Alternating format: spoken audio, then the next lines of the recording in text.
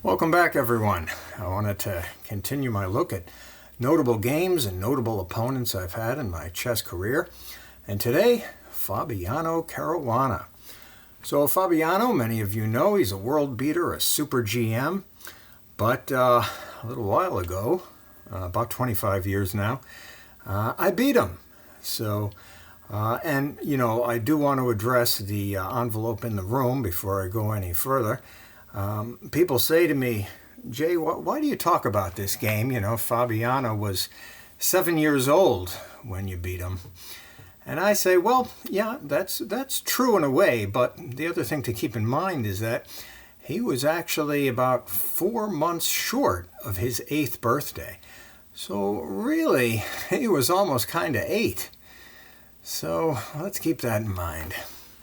Okay, on to the game. So Fabiano was white and I was black, and he started off with e4, to which I replied e5. At that time, this was my normal response to e4. Then at some point I realized that my memory wasn't that good, and when you reply e5 to e4, you pretty much have to know a lot of stuff. There's a whole lot of openings you need to kind of have down. When my memory started to go on me, I stopped playing e5 in response to e4. But this is what I did about 25 years ago. This was played, by the way, at the Marshall Chess Club in April of 2000. And as I say, Fabi was going to turn 8. Well, he did turn 8 at the end of July 2000. So again, 7 years old, but almost kind of 8. F4, Fabi plays the King's Gambit. I reply with D5. Okay, that was my standard reply to the King's Gambit. Just play a counter gambit. It usually took people by surprise. Fabi plays Knight C3, which is actually the first time I had seen this. I don't think that's the standard move there. He plays Knight C3. I take the Gambit pawn, so E takes F4. And Fabi plays Knight F3. He doesn't want my queen to come out to H4 with a check. And what do we have? I play Knight F6, developing another piece. He plays E5. That looks pretty good to me. Looks like the standard stuff. Now I kind of go wrong, apparently. I played Knight E4. Engine says I should have played Knight H5. That didn't look natural to me. But I went forward with Knight E4.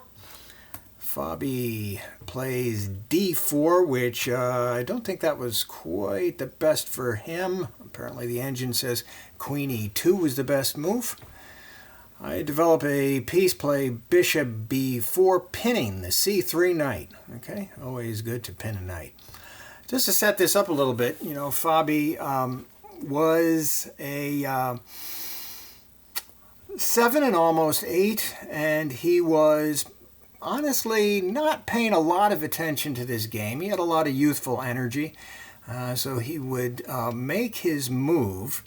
He would then go and walk around the tournament room looking at every board. I would be looking at my board like this, trying to, and for about 10 minutes, I'd be staring at my board trying to come up with a good move.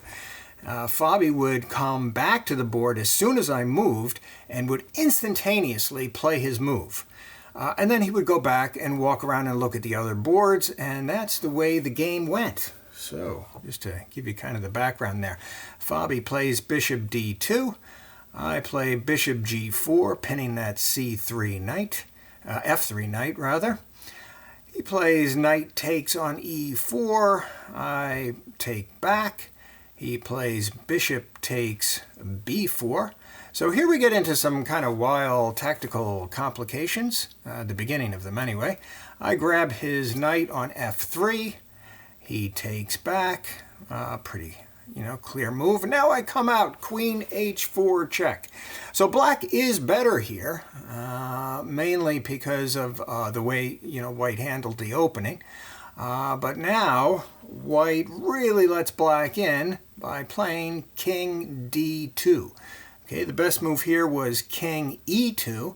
So if Fabi had instead played here, he'd still be worse, but not quite as worse as he was in the game. So king d2 allows me to come in to queen f2 with a check.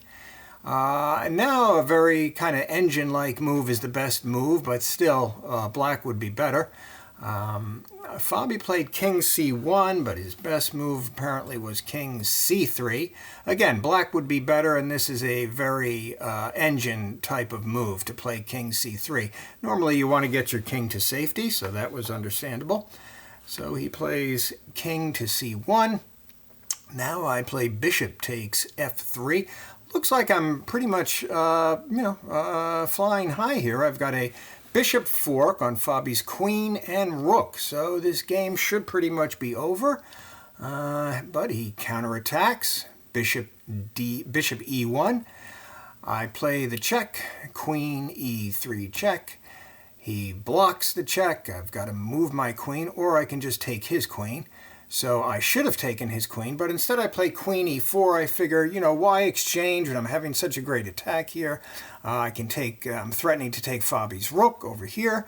So what does Fabi play? He plays bishop d3, attacking my queen. So he's, counter-punching with my blows as well. I back up to queen d5. Still got the attack on that rook. Plus I've got the attack on the d-pawn. But Fabi keeps, countering me, plays bishop c4, and got to do something about my queen, or I can take his queen. I actually played queen c6. Really the best move here was just to go ahead and take. We'll see this. So if I just play queen takes c4 right here, and then he takes on f3, and the computer just says I'm just way better. I'm up a pawn. Fabi's king is on c1. That's not a great square for his king. All right, but instead I play queen c6. And the reason I play queen 6 is I think that I can win more material here. I've got a double attack on Fabi's bishop on c4, plus I'm hitting the rook on h1. Okay, so again, get this double attack going on. I'm feeling pretty comfortable with my position. But Fabi, 7 years old, but almost 8.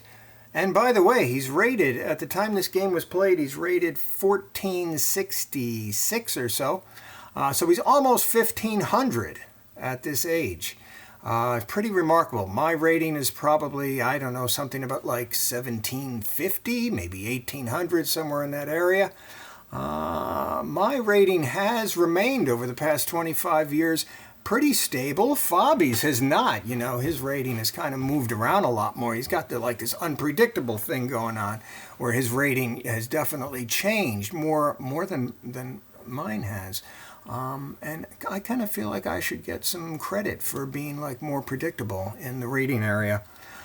Okay, so queen f1. Fabi's moving his queen. He's attacking the bishop. He's setting a pretty devious trap here, which is that if I right now were to take his rook, he would play bishop to b5 and win my queen.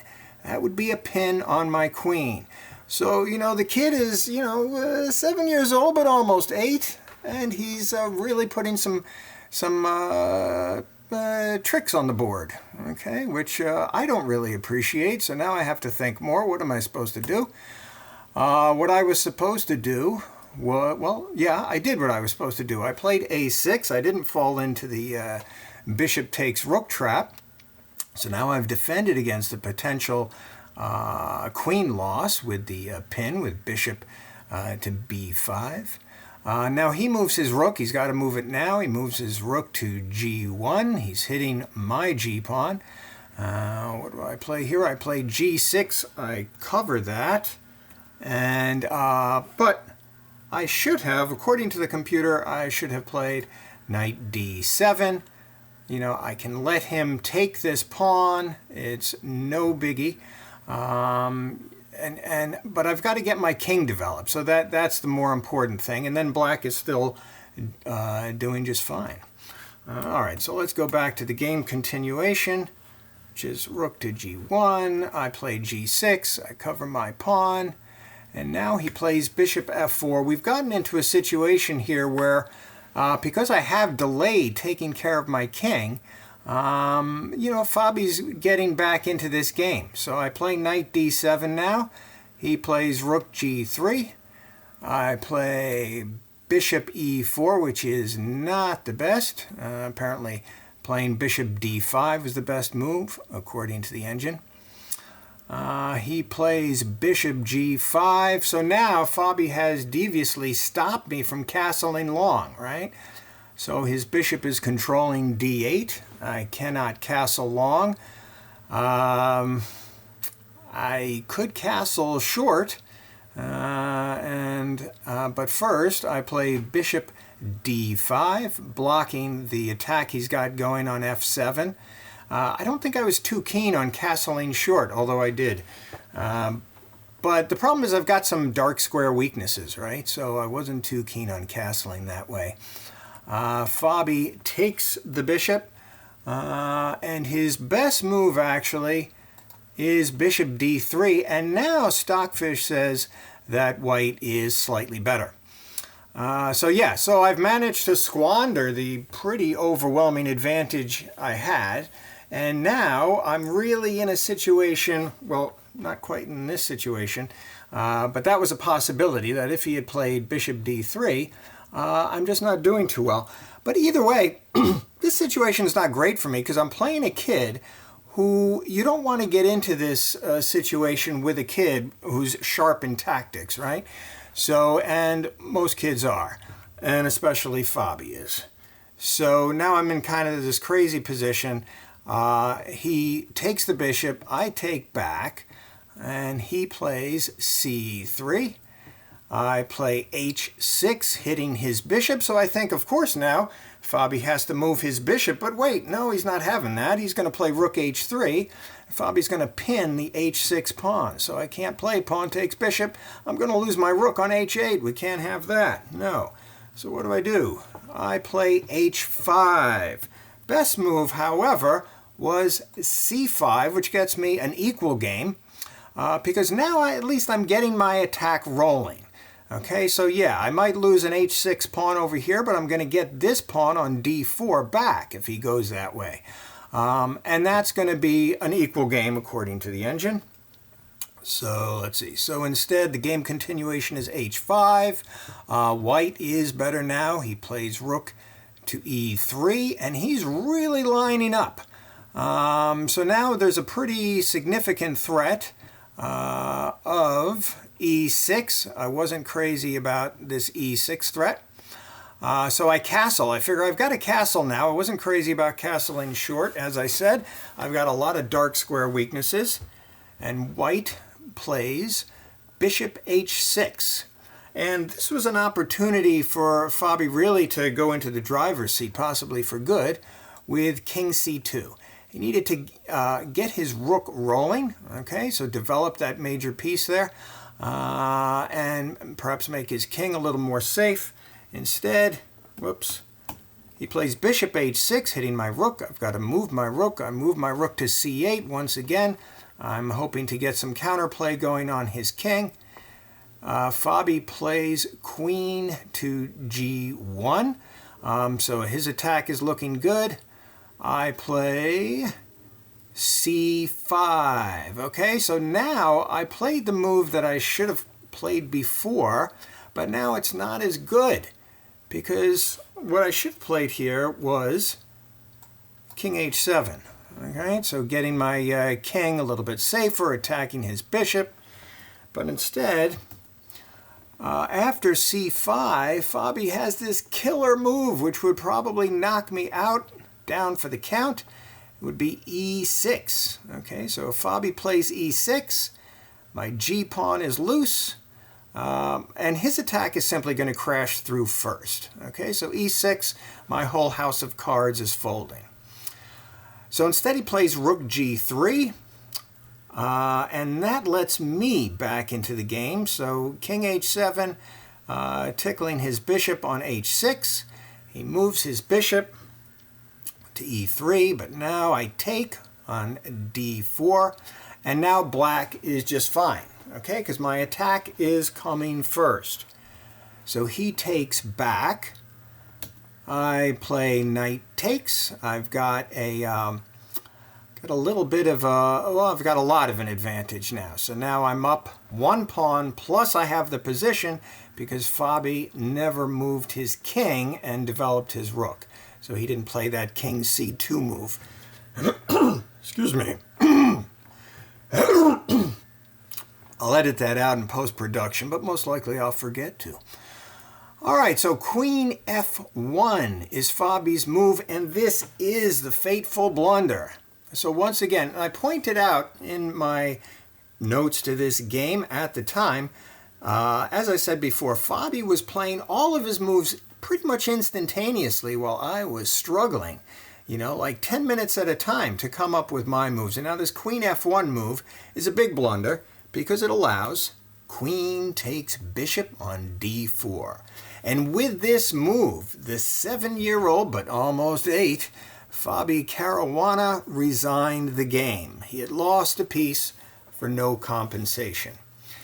Now, the thing about this game is that I have told people numerous times that should Fabi ever win the World Chess Championship, and he's come close. He had a drawn match with Magnus, so he has come close to winning the World Championship since, you know, the lessons that he learned in this game. So I have said that due to the properties of the transitive property, I would, in fact, claim the World Chess Championship should Fabi win it. And it's as simple as this. If J, it's me, beats F, that's Fabi, and then F beats C, that's champion, well then, it's the transitive property, okay? And somehow it makes me the World Chess Champion. I did my part. I beat Fabiano. He has not done his. So he did not win the World Championship. So sadly, I am not the champion. Yeah, well, we try to get over these little upsets. I do have to say, I want to make it clear right now that I am willing to give Fabi a rematch if he's interested. If he puts up $100, I will put up $50. I will need an appearance fee, but I'll be happy to give him a shot at revenge. I know it's been, you know, gnawing at him all these years since he was 7, but almost 8. All right, that's today's show. Thanks a lot for tuning in. If you liked it, go ahead and do whatever you do when people like things on YouTube. If you didn't like it, yeah, it's okay. I don't need to know about that. You can keep that sort of stuff to yourself. Thanks a lot, and have a happy Thanksgiving, everyone.